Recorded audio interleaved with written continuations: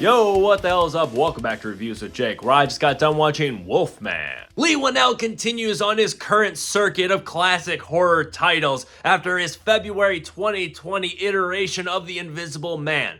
February 2020, not January. Big difference. What I enjoyed about this movie was the location, set, and production design. I loved everything in the forest, all the way to the old farm that most of the film takes place in. I thought that everything was set and lit beautifully. I thought that the film was incredibly well shot. I thought that the sound design was poppin', and I also enjoyed the practical effects for the body horror, so props to the makeup and prosthetics. I found a few sequences in the film to be tense and well executed. I also really enjoyed the utilization of the unique perspective of seeing and hearing what our protagonist is seeing and hearing as he is turned into a wolfman. However, this particular effect, while very unique and cool, it did kind of feel like they didn't really use it as methodically as they could have, which does lead me to the cons. In fact, that this is kind of the microcosm of all the things I found wrong with this movie in general. A lot of positive things that they could have done cool things with, but either A, underutilized them, or B, just mishandled them in general. From subplots, character work, relationship dynamics, lore elaboration, this movie was just littered with aspects that could have been really cool, but it just kind of felt like they skimmed the surface on them. In fact, when you compare this movie directly to The Invisible Man, that movie just had a lot more going on. It had an extra 30-minute runtime, 2 hours versus 90 minutes, a lot more time to do more interesting things with your characters. You got the direct relationship between the antagonist, the Invisible Man, the husband, and the wife, the protagonist.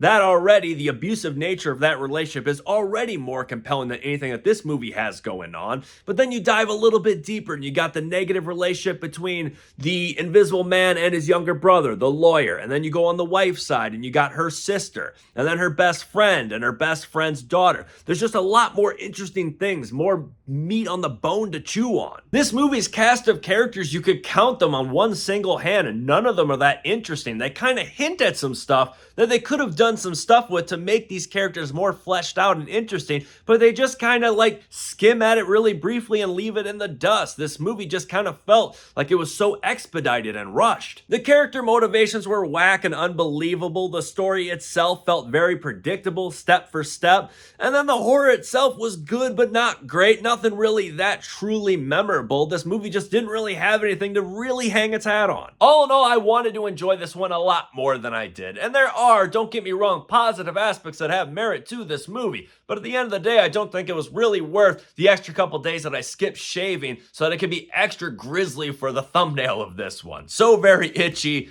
not very tasty. But that is just me. What do you think? Let me know if you agree or disagree in the comments below. And make sure to subscribe to this channel to stay up to date with new reviews coming real soon. Stay safe. Thanks for checking in.